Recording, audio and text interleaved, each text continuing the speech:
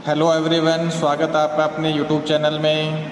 जैसा कि अपन पढ़ रहे थे कि काराकोरम पर्वत श्रृंखला में देखो हिमनद पढ़ रहे थे, तो कौन कौन से हिमनद हो जाएंगे। पहला आपका सियाचिन हिमनद, ये अपन ने पढ़ चुके हैं।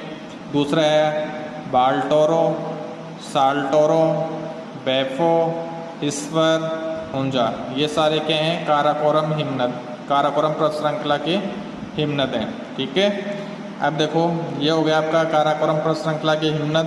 अब अपन पढ़ेंगे लद्दाख पर्वत श्रृंखला। देखो लद्दाख पर्वत श्रृंखला, यह पर्वत श्रेणी उत्तर में काराकोरम तथा दक्षिण में जास्कर श्रेणी के मध्य स्थित है। उत्तर में तो है काराकोरम और दक्षिण में किसके? जास्कर श्रेणी के मध्य स्थित है। ठीक है, उत्तर में काराकोरम और दक्षिण में जास्कर श्रेणी के मध्य स्थित है। उत्तर में काराकोरम, दक्षिण में जास्कर श्रेणी के मध्य स्थित है। इसका जो विस्तार है, उत्तर में सिंधु नदी से लेकर दक्षिण में श्योक नदी तक है। इसका जो विस्तार है, उत्तर में सिंधु नदी से लेकर दक्षिण में श्योक नदी तक है। सबसे ऊंची चोटी, लद्दाख पर्वत श्रेणी की सबसे ऊंची चोटी कौन सी है? राकापोशी। इसकी ऊंचाई है 7,780 मीटर। लद्दाख पर्वत श्रेणी की सबसे ऊंची चोटी है राकापोशी, जिसकी ऊंचाई है 7,780 मीटर। यह राकापोशी चोटी विश्व की तीव्र ढलान वाली चोटी है। क्या है? विश्व की तीव्र ढलान वाली चोटी है। राकापोशी क्या है? विश्व की तीव्र ढलान वाली चोटी। देखो फिर से देखते हैं, लद्दाख पर्वत श्रेणी यह है उत्तर में काराकोरम तथा दक्षिण में जास्कर श्रेणी के मध्य स्थित है। इसका विस्तार उत्तर में सिंधु नदी से लेकर दक्षिण में श्योक नदी तक है। सबसे ऊंची चोटी, इसकी सबसे ऊंची चोटी कौन सी है? राकापोशी, जिसकी ऊंचाई है 7,780 मीटर। राकापोशी विश्व की सबसे तीव्र ढलान वाली चोटी है। ठीक है, अब देखो नेक्स्ट आपका जास्कर श्रेणी। नेक्स्ट कौन सा आपका? जास्कर श्रेणी। देखो जास्कर के श्रेणी में क्या है? यह है भारत का, जास्कर श्रेणी में भारत का सबसे ठंडा स्थान कौन सा आ जाएगा? जास्कर श्रेणी में। जास्कर श्रेणी में भारत का सबसे ठंडा स्थान है आपका द्रास, जो कहाँ पे है? जम्मू एंड कश्मीर में। ठीक है, अब देखो जास्कर श्रेणी में क्या है? शेषनाग तथा वेरीनाग जिले स्थित है। ठीक है, जास्कर श्रेणी में क्या है? शेषनाग तथा वेरीनाग जिले। ठीक है, इस श्रेणी की सर्व प्रमुख चोटी कौन सी है? कामेर, जिसकी ऊंचाई है 7,870 मीटर। ठीक है, सर्व प्रमुख चोटी है इस श्रेणी की कामेर, जिसकी ऊंचाई है 7,870 मीटर। ठीक है, अब देखो ये हो गया आपका जास्कर श्रेणी। ठीक है, अब अपन पढ़ेंगे हिमालय। ठीक है, हिमालय में भी थे आपका जैसे बृहद हिमालय, लघु हिमालय, शिवालिक। तो सबसे पहले पढ़ने अपन हिमालय। देखो हिमालय का निर्माण कब हुआ? हिमालय का जो निर्माण है वो तृतीय काल में 60 से 70 मिलियन वर्ष पहले हुआ। ठीक है, हिमालय का निर्माण तृतीय काल में हुआ, 60 से 70 मिलियन वर्ष पहले हुआ। इसकी उत्पत्ति कहाँ से हुई? इसकी उत्पत्ति टेथिस सागर की भूसन्नति से हुई है। ठीक है, इसकी उत्पत्ति हुई है टेथिस सागर की भूसन्नति से। टेथिस सागर को हिमालय का पालनहार भी कहा जाता है। क्या कहा जाता है? टेथिस सागर को हिमालय का पालनहार भी कहा जाता है। हिमालय वह नवीन वलित पर्वत श्रृंखलाओं में आता है। हिमालय किस में आता है? नवीन वलित पर्वत श्रृंखलाओं में। ये क्वेश्चन पूछा जाता है कि हिमालय कौन सी पर्वत श्रृंखलाओं में आता है, तो आपका आंसर होगा नवीन वलित पर्वत श्रृंखला। हिमालय विश्व की सबसे ऊंची पर्वत श्रृंखला है। विश्व की सबसे ऊंची पर्वत श्रृंखला कौन सा है? हिमालय। ठीक है, हिमालय विश्व की तीसरी सबसे लंबी पर्वत श्रृंखला भी है। ठीक है, हिमालय विश्व की तीसरी सबसे लंबी वलित पर्वत श्रृंखला, हिमालय विश्व की तीसरी सबसे लंबी पर्वत श्रृंखला में एक है।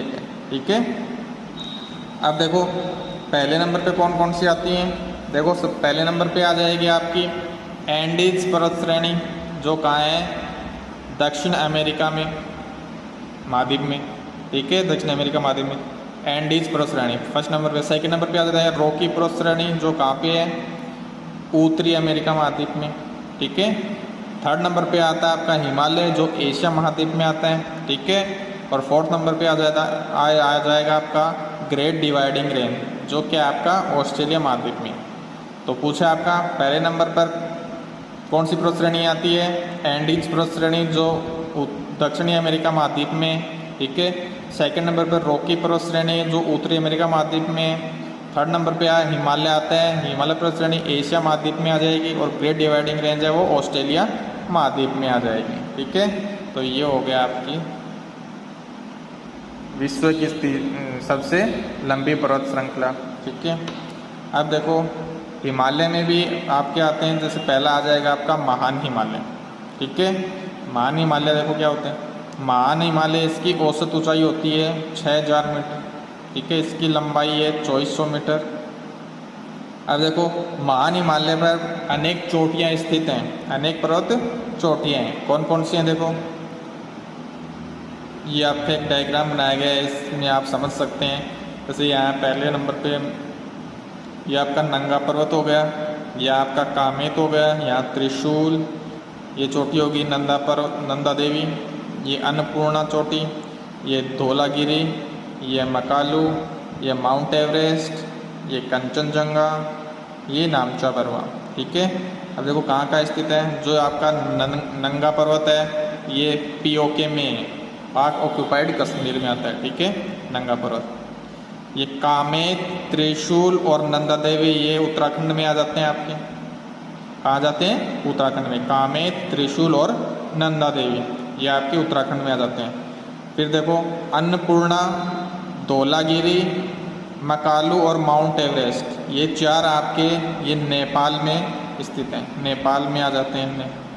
कौन कौन से, अन्नपूर्णा, धौलागिरी और मकालू ये आपके नेपाल में आ जाते हैं, और माउंट एवरेस्ट, ठीक है। अब देखो कंचनजंगा ये आपका सिक्किम में आ जाता है, कंचनजंगा किस में आ जाता है, सिक्किम में आ जाता है। और आपका नामचा पर्वत है ये अरुणाचल प्रदेश में। तो ये महान हिमालय पर पर्वत चोटियाँ हैं, ठीक है।